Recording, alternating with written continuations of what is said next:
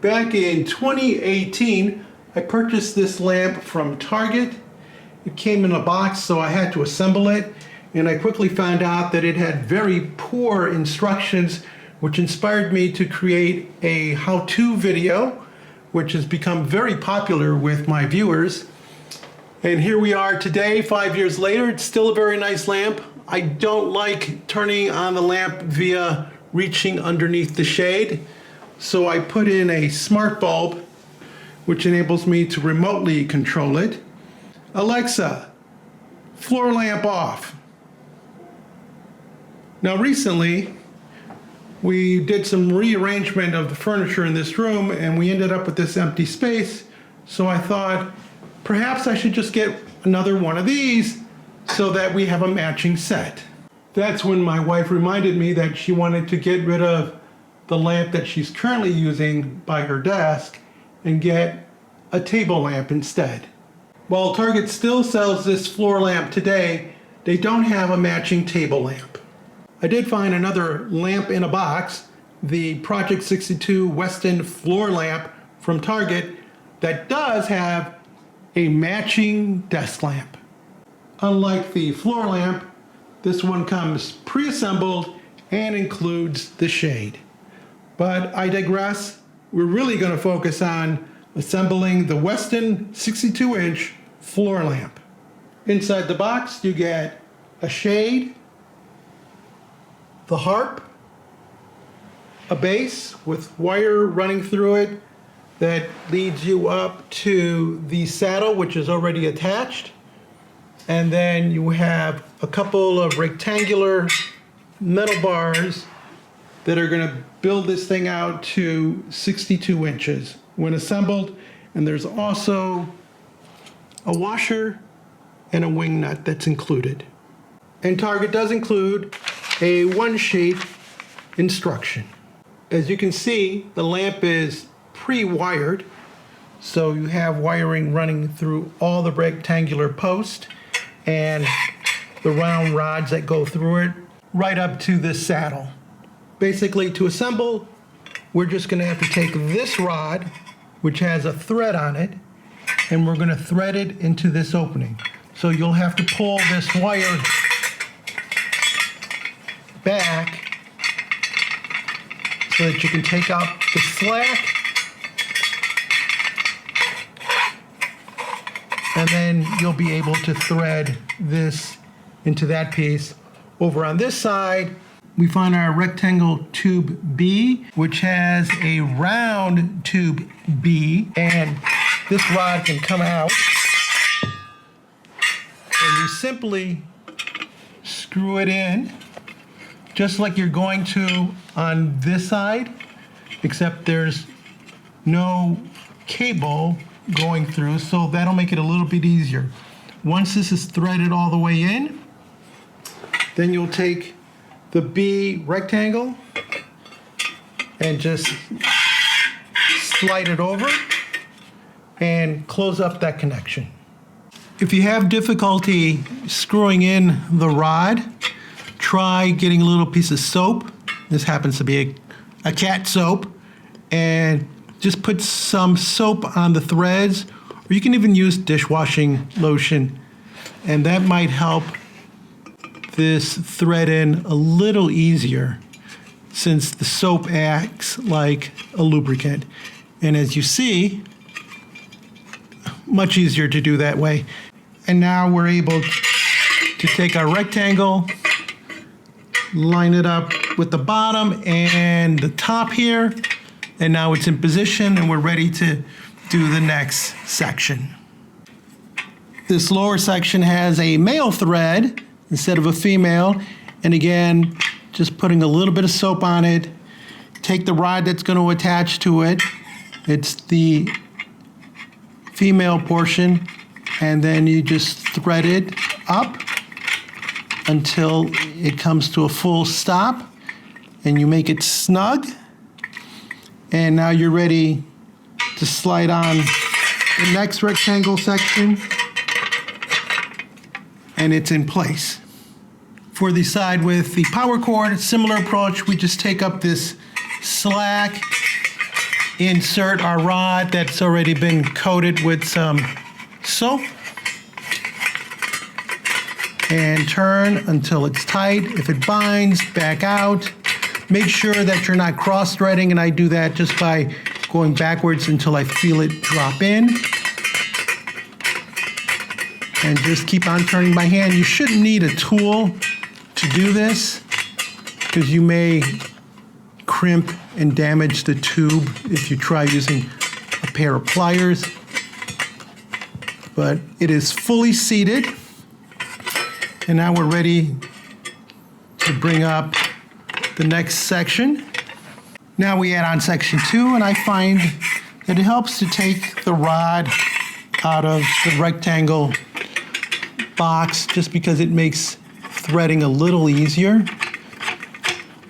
And again, soap or dishwashing lotion makes a big difference here. And again, you want these snug because this is what's going to add strength and keep this from making noise and rattling around. Now we bring up our box and we line it up, and now we're ready to add the next section. The last section is U-shape, but it's going to connect just the same. I'm of course going to do the leg that has no cable going through it because it's easier. We want to get that out of the way.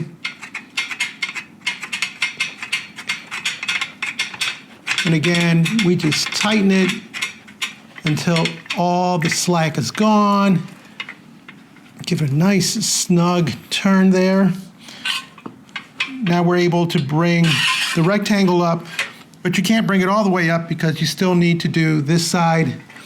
There's a little plug there. Push that plug up.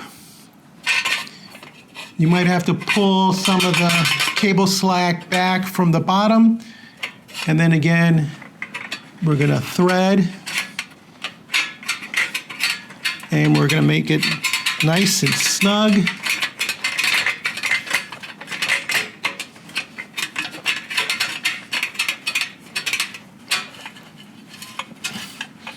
Because this is really, it's these rods that are going to give it the stability. So as long as you can keep them really nice and tight without bending the metal, you should be fine. Now we're able to move up our rectangular box and mate up. And of course, note that for the bottom, you're going to have to align the tubes so that they go through the opening.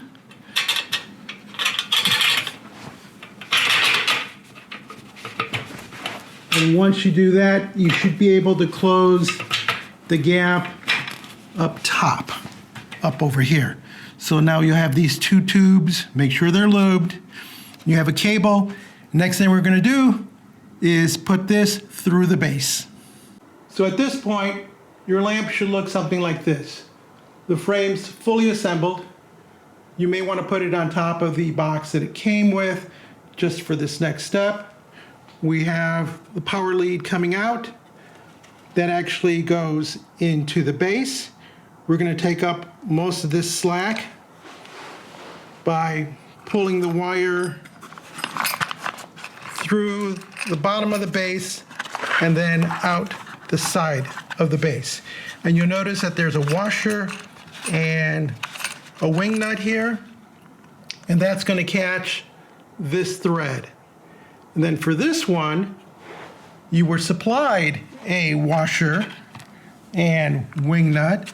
So when this threaded piece comes through the base, we're going to put on the washer just like here and the wing nut and tighten it.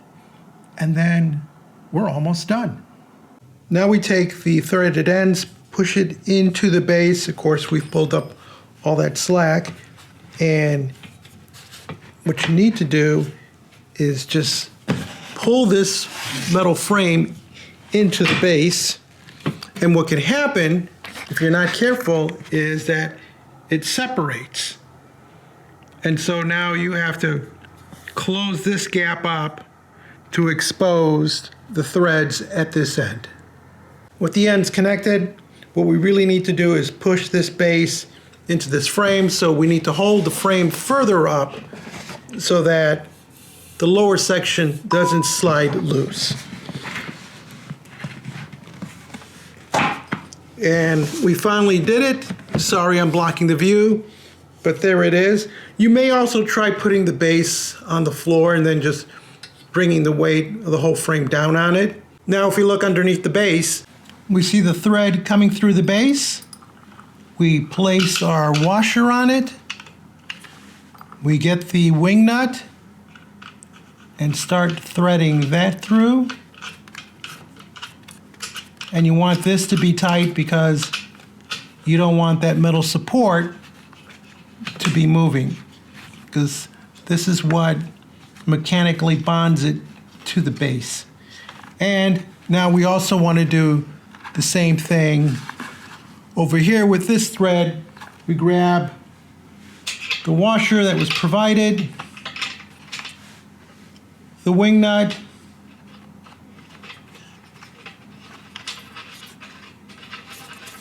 and fully seat it, and then make sure it's on really tight. There shouldn't be any gap on the other side.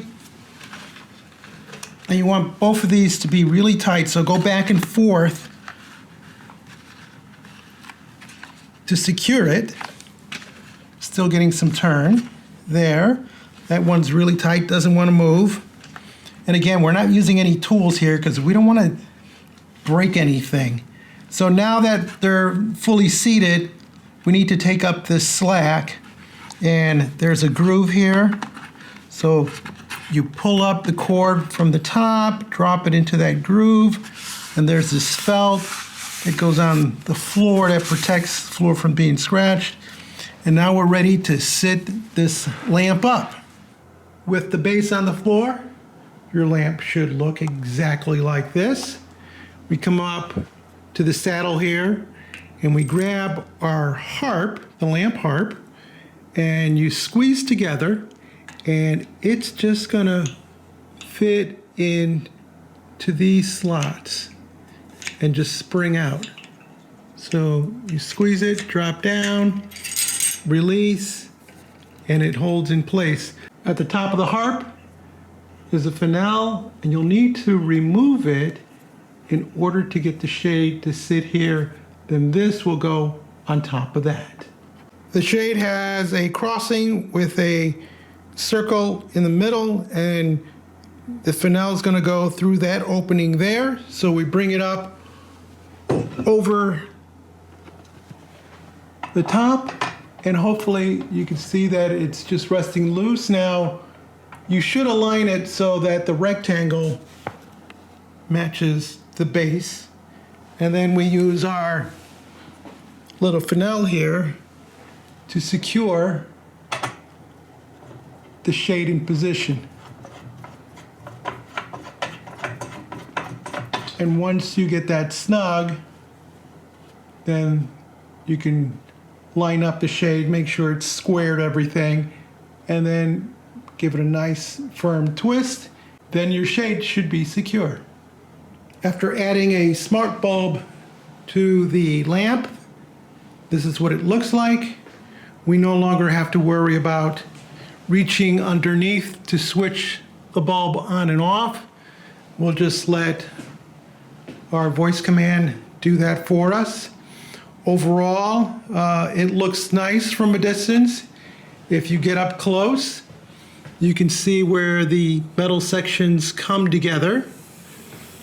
And they don't come together smoothly. Some have some slight offsets on the edge there. But it is metal to a wooden base. Down here, they meet perfectly. But as the sections come together up close, that might be disturbing for some people. But you know, this is about 70 bucks at Target. So for that price range, you really can't expect a whole lot. But it does deliver a nice quality light with the appropriate bulb. It wasn't very difficult to set up, even with the okay instructions. So I could recommend this. This is an okay addition, especially in our house. This goes with the desk lamp and complements our original Target floor lamp. If you found this video interesting or useful, leave us a comment, join the subscription team. Alexa, good night. And as always, thank you ever so much for watching.